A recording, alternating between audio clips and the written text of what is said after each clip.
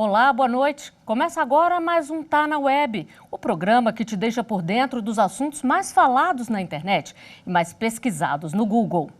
Ontem, o segundo assunto mais pesquisado no Google foi disfunção de integração sensorial. A condição, que não é tão conhecida assim por todos, foi parar nos trends depois que Bless, filho de Giovanni Eubank e Bruno Galhaço, foi diagnosticado com a disfunção, em que o cérebro e o sistema nervoso têm dificuldade em processar estímulos do ambiente e os próprios sentidos. E para a gente saber como funciona essa disfunção, os sintomas e a quais sinais os pais têm de estar alerta, eu converso agora com a terapeuta ocupacional Camila Novaes, que é especialista em integração sensorial. Doutora Camila, muito obrigada por vir aqui esclarecer para nós o que é, essa disfunção.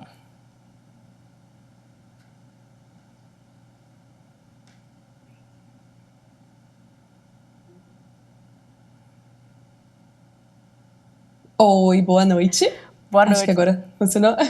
Exato. Obrigada pelo convite, é um prazer estar aqui. É bom a gente começar a esclarecer um pouquinho isso, que foi um boom de pesquisas agora, na internet, e muitos pais estão muito preocupados depois de ouvir essas informações que foram divulgadas. Então é muito legal ter esse espaço para a gente poder conversar um pouquinho. E o que é, doutora, essa disfunção que chamou a atenção de tanta gente? Então, a disfunção de integração sensorial, ou antigamente chamado de transtorno do processamento sensorial, ela é uma falha no processamento das sensações. E isso vai fazer com que o comportamento, a resposta dessa pessoa no ambiente não seja o esperado, né?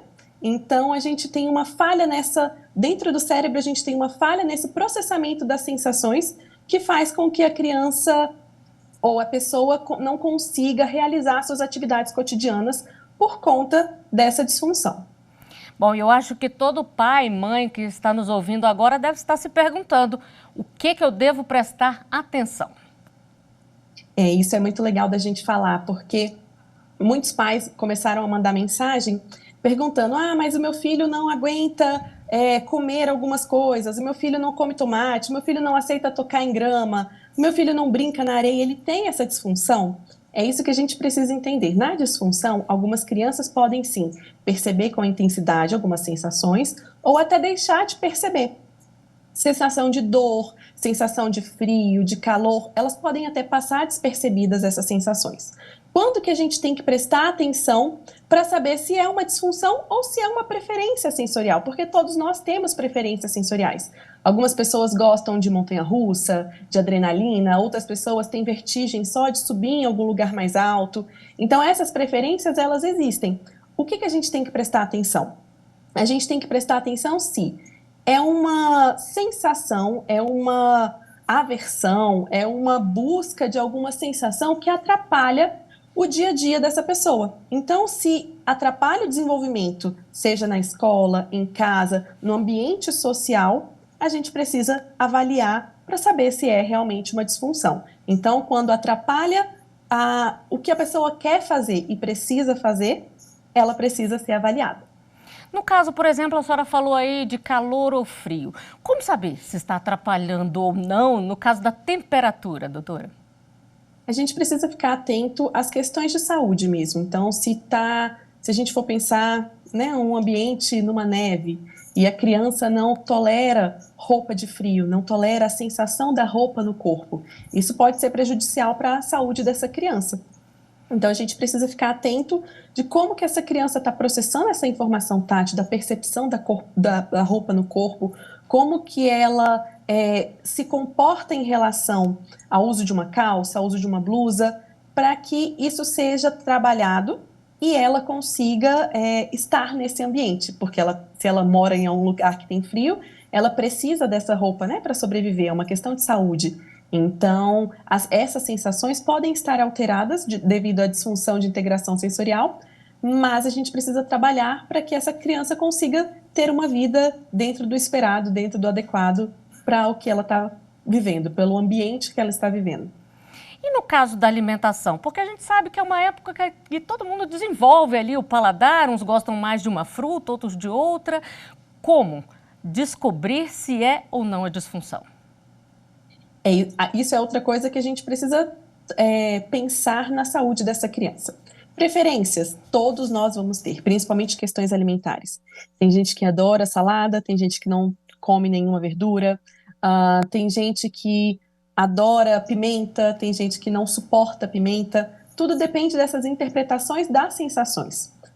Quando é algo que a gente precisa prestar atenção e intervir, quando essa alimentação não está sendo suficiente para nutrir essa pessoa, seja adulto, seja criança, porque a disfunção de integração sensorial ela também aparece nos adultos. Então, se ela fica seletiva ao extremo de não comer certas texturas, certas cores de alimentos, certos sabores, tem criança que a gente atende que só come coisas crocantes, não tolera nenhum outro tipo de comida. Se ela limita o repertório alimentar dela para algo que não consegue ser suficiente para nutrir essa criança, a gente precisa intervir de maneira imediata. A gente tem casos de crianças que não toleram, não conseguem mastigar por questões sensoriais na boca, da sensação do alimento dentro da boca, então só tomam mamadeira, e isso, as crianças não, a gente não pode deixar que seja mamadeira o resto da vida. A gente precisa da mastigação, a gente precisa dessa boca funcionando, então a gente precisa de intervenção nesses casos. Quando a gente tem uma limitação muito grande desse repertório alimentar, a gente começa a intervenção. Mas também pensar que muitos pais se preocupam muito com a alimentação. Todos os pais, eu sou mãe, eu me preocupo muito com a alimentação do meu filho. Tem crianças que realmente não vão comer tudo. Ele não quer abóbora, mas ele aceita um brócolis, aceita um outro alimento. Então a gente precisa ficar atento que nem toda recusa alimentar vai ser por conta de uma disfunção sensorial. Pois é, isso é importante de se falar, né? Porque sempre que aparece aí uma nova disfunção, uma nova, né, condição, as pessoas ficam preocupadas já observando tudo. Como é feito, então, o diagnóstico, doutora Camila? O diagnóstico da disfunção de integração sensorial ela é feita exclusivamente pelos terapeutas ocupacionais. Então, essa criança, esse adulto precisa ser encaminhado para terapia ocupacional, um terapeuta ocupacional que tenha conhecimento em integração sensorial. E aí, com isso, se faz testes padronizados, uma avaliação clínica, através de conversa com os pais sobre o histórico dessa criança, e aí sim se fecha um diagnóstico, que é a disfunção de integração sensorial. E o Sistema Único de Saúde também trata essa condição? Então, nós temos alguns lugares do Brasil que nós temos parceria com a PAS, que tem o espaço para o tratamento de integração sensorial. O tratamento de integração sensorial ele não é feito num consultório, né, numa sala com cadeira e mesa. Ele precisa de um ambiente preparado, então ele precisa de balanços, redes, lycra, piscina de bolinha, várias recursos que vão dar experiência, oferecer experiência para essa criança, para a gente tratar essa disfunção, né? A gente tratar esses sintomas, essas sensações, e fazer com que a criança consiga se organizar através deles. Então, em alguns lugares do Brasil, as APAES têm salas especializadas dentro do Sistema Único de Saúde, dentro dos hospitais, dos postos de saúde, das UBSs. Eu realmente não conheço alguma sala de integração sensorial, mas é algo que o governo deveria investir muito, porque é muito necessário e o tratamento é muito eficaz, traz uma qualidade de vida imensurável para essas famílias e para essas crianças e adultos. Bom, e a senhora falou aí de uma sala, né, especial, colorida, cheia de equipamentos aí. Como é que é feito esse tratamento depois que a disfunção é diagnosticada? O tratamento ele é feito a partir das oportunidades para fazer com que o cérebro entenda aquelas sensações, para fazer com que o cérebro compreenda o que está acontecendo. Então, através da avaliação da criança, não existe um padrão de tratamento, não existe um exercício que a gente vai fazer com uma criança e isso vai melhorar. Depende de cada criança, depende de cada caso, depende de como essa criança reage e gera respostas adaptativas com essas sensações. Então, é um ambiente muito rico de oportunidades, as crianças amam. Eu falo que a briga é para ir embora, porque as crianças amam ficar nos ginásios de integração sensorial, porque é realmente um ambiente cheio de oportunidades das crianças. Balançar, subir, escalar, escorregar, entrar dentro de túnel, todas essas atividades com o corpo faz com que a criança perceba e entenda mais as sensações. Bom, eu vou falar numa linguagem leiga que a senhora me corrija se for errado, mas é possível reprogramar o nosso cérebro aí para ele poder aceitar essas condições, essas disfunções de uma outra forma a qualquer momento ou quanto antes se descobre a disfunção, melhor? Então, se uma pessoa que tem uma disfunção de integração sensorial, ela não é tratada, possivelmente ela ficará com essas sensações desajustadas para o resto da vida. E se isso interferir no dia a dia dessa pessoa, ela pode ficar mais reclusa, evitar participar de ambientes com barulho, com muitas sensações. Uma mesa de um almoço pode ser algo que essa pessoa não consegue tolerar. Então, esse tratamento, ele é importante para que não é uma reprogramação do cérebro, bem assim, né? Queria que fosse fácil assim. Mas é reaprender, entender essas sensações do corpo, entender como isso vai funcionar e fazer com que seja o mais funcional possível. E a senhora falou que o diagnóstico é feito, né, pela terapeuta com uma especialidade ali no assunto, mas é um tratamento multidisciplinar?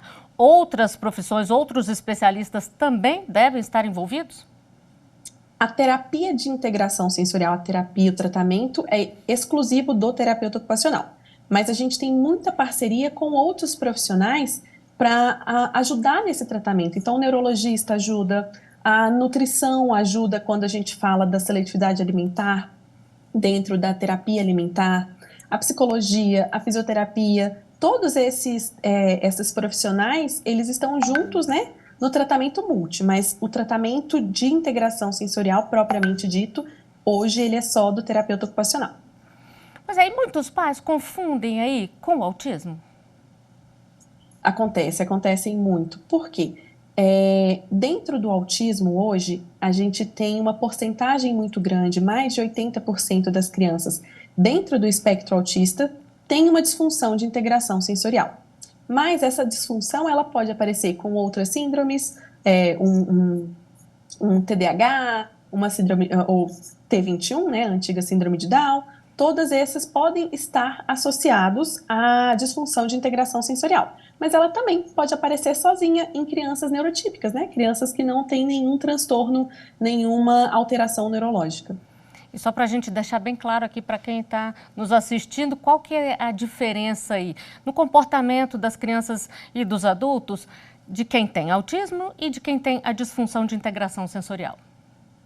No autismo, a gente tem alguns critérios diagnósticos, né? Algumas questões que a gente precisa cumprir para conseguir fechar esse diagnóstico de autismo. Então, a questão do convívio social, desse contato social dessa criança não tolerar muitas vezes, a fala, as questões de aprendizagem, tudo isso a gente tem alguns checklists.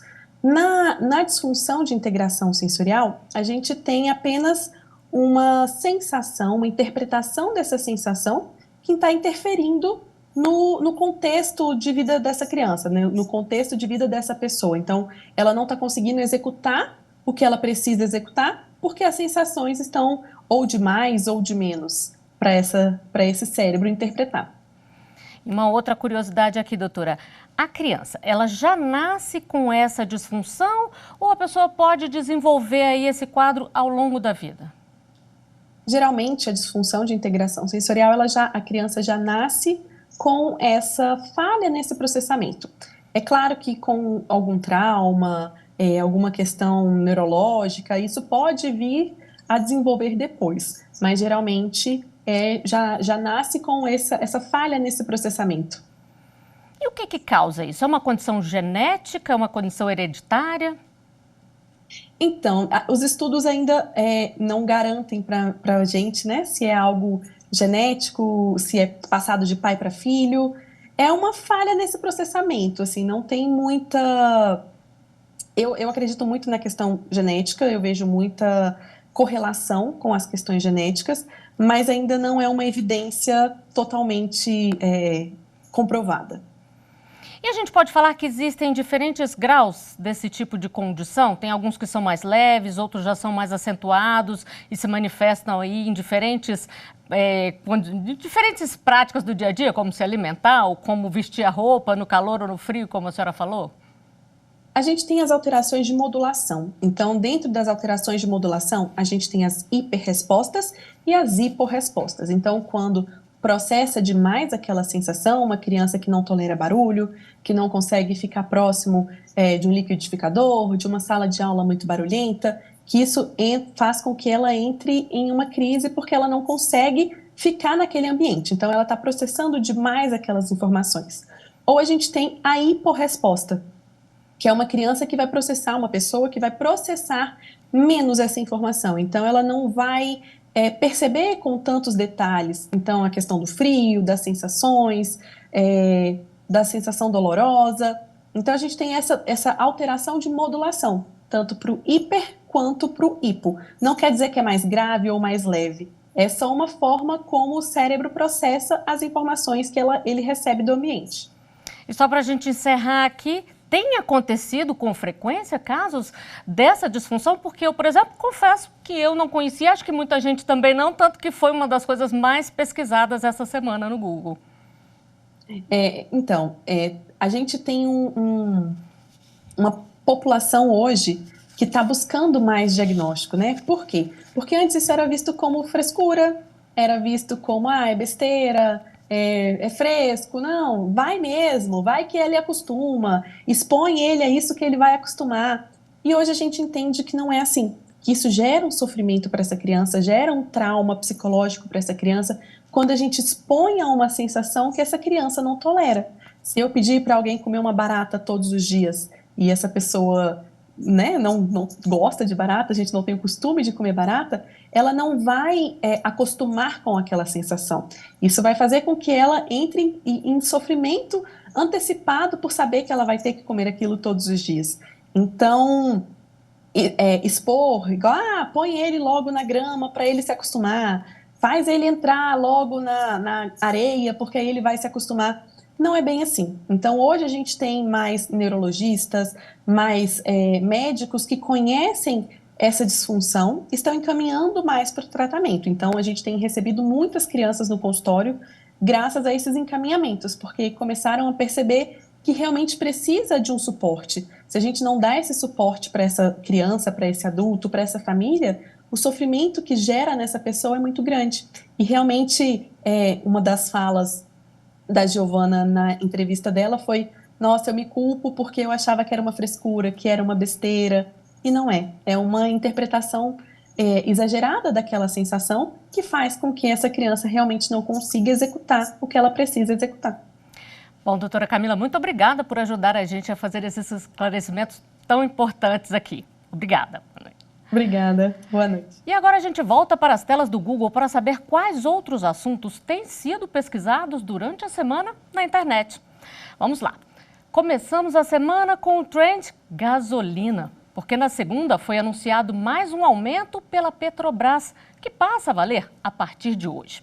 O preço do combustível para as distribuidoras passa de R$ 3,08 para R$ 3,31 o litro.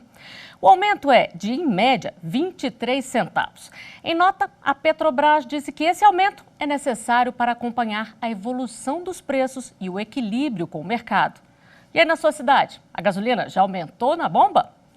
Seguindo, temos o trend Palácio do Planalto, porque o homem responsável por jogar no chão o relógio de Dom João VI foi identificado e passou por audiência de custódia. O mecânico Antônio Cláudio Ferreira, de 30 anos, foi preso pela Polícia Federal em Uberlândia por ser o principal suspeito de ter destruído a peça histórica. E nosso último trend é para lembrar que o contribuinte do Distrito Federal que tem crédito no Nota Legal ainda pode indicar o desconto até terça-feira, dia 31. O valor pode ser abatido no IPTU ou no IPVA. Um baita desconto para quem coloca CPF na nota nas compras, né? E vamos fazer uma pausa agora. A gente volta já já com mais informações. Não saia daí.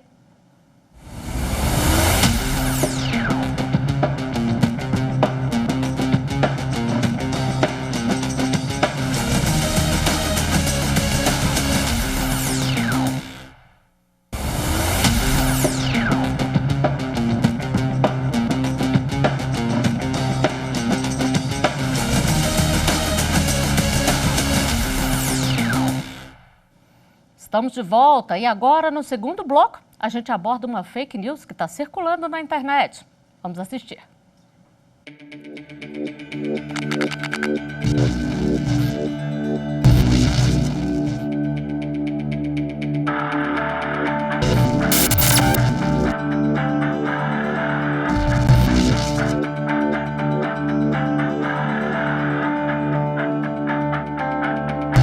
O Brasil é um país laico.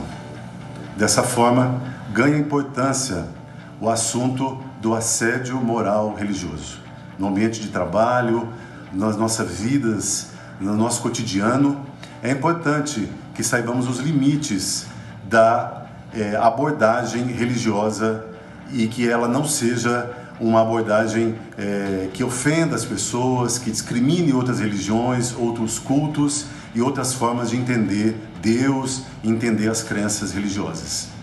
Daí que desinformar é não só emitir uma notícia, uma informação falsa, mas é também desvirtuar a realidade, desvirtuar os fatos. Por exemplo, imputando a um determinado projeto de lei a criação de um crime, quando de fato o projeto de lei não faz isso.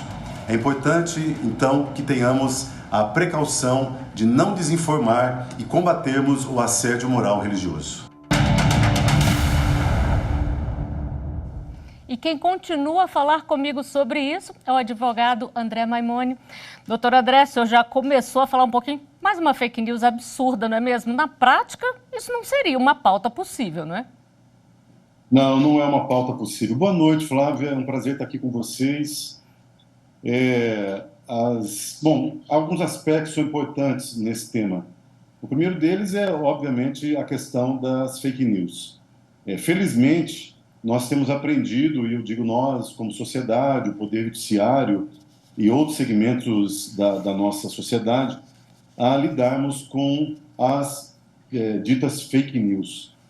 Esse tipo de informação, Flávia, ele é muito perigoso, sabe? É um tipo de conteúdo muito perigoso. Então, nós temos aprendido a lidar com isso não mais como uma coisa corriqueira ou uma coisa com uma menor importância, mas sim como um aspecto essencial para a gente, sabe? Como pessoas, como sociedade, como comunidade. Sabe por quê, Flávia? Porque essas informações desvirtuadas, com elementos que não existem de fato na realidade das coisas, elas causam muito mal. Elas influenciam as pessoas, elas determinam comportamentos, e algumas desses comportamentos são comportamentos criminosos, são pessoas levadas a determinadas influências que podem alterar a vida dela individual como a vida em sociedade, entendeu? Então, esse é o primeiro aspecto desse tema. Outro, você me pergunta se essa pauta é possível.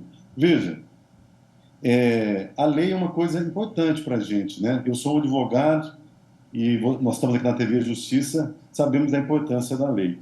Mas tem algumas determinações legais que elas extrapolam um pouco, sabe? Então, você querer delinear, querer definir comportamentos já é uma questão bastante delicada, né, para fins de matéria de legislação. A outra é que nós estamos num ambiente, esse projeto de lei na Assembleia Legislativa do Rio de Janeiro, nós estamos num ambiente que é um ambiente de tentar regular a atividade religiosa. E aí a gente esbarra numa questão muito séria, que é uma cláusula pétrea da nossa Constituição, que garante a liberdade religiosa e de culto, de crença. Então, é um assunto, Flávio, que teria que estar muito ponderado, sabe? Com muitas ponderações de outros valores que nós temos. E só para a gente lembrar, que deixar bem claro, né? O Brasil é um Estado laico, então, além de inconstitucional, isso seria totalmente descabido, né, doutor? Então, as nossas Assembleias Legislativas, elas têm uma série de limitações para legislar, em virtude do Pacto Federativo estabelecido em 88, depois ampliado um pouquinho, que dá ao Congresso Nacional, por exemplo, a primazia de determinar o que é crime, por exemplo, e as questões penais do Brasil, né? Depois, isso que você fala é muito importante. Eu acho que nesse momento que a gente vive no país, Flávia, é muito importante a gente realçar esse aspecto da laicidade do Estado brasileiro. Não é...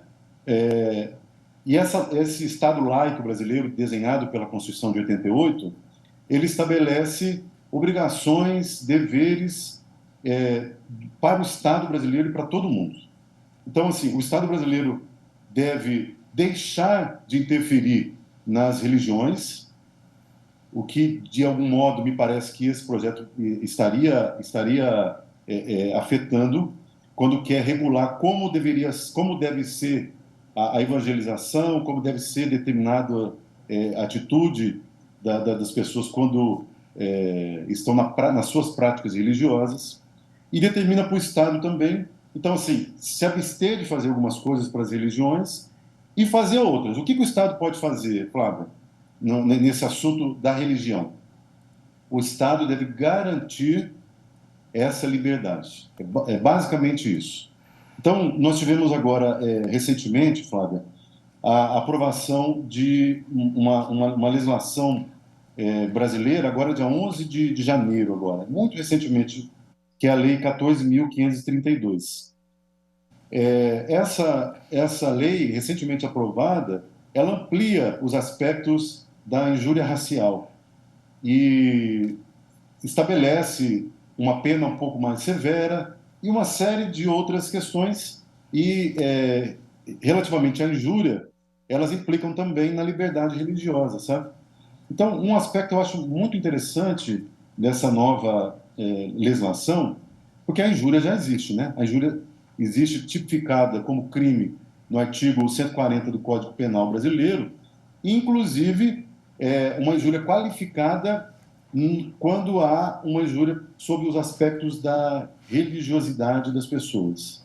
Então, nós temos já um arcabouço penal e civil, a injúria também é um ilícito de natureza civil. Então, assim, nós estamos, de alguma forma, bem preservados. A gente cumpre códigos e convenções, melhor dizendo, internacionais, né? Dentre elas, aquela mais conhecida, que todo mundo conhece, que é a Declaração Universal dos Direitos do Homem, que já no artigo 18 diz lá que tem que ter liberdade religiosa, né? E essa liberdade religiosa está esculpida lá nessa abstenção do Estado de querer definir como devem ser os cultos religiosos, como devem ser as liturgias e tal. Bom, então, doutor, assim, doutor, a gente teria muito mais a discutir, mas infelizmente o nosso tempo chegou ao final. Muito obrigada aí pelos esclarecimentos todos. Uma boa noite. De nada. Eu estou sempre à disposição de vocês. Muito obrigada. E a gente fica por aqui. Não deixe de seguir a TV Justiça nas redes sociais: Instagram, Twitter, YouTube e Spotify. Obrigada pela companhia e até a próxima.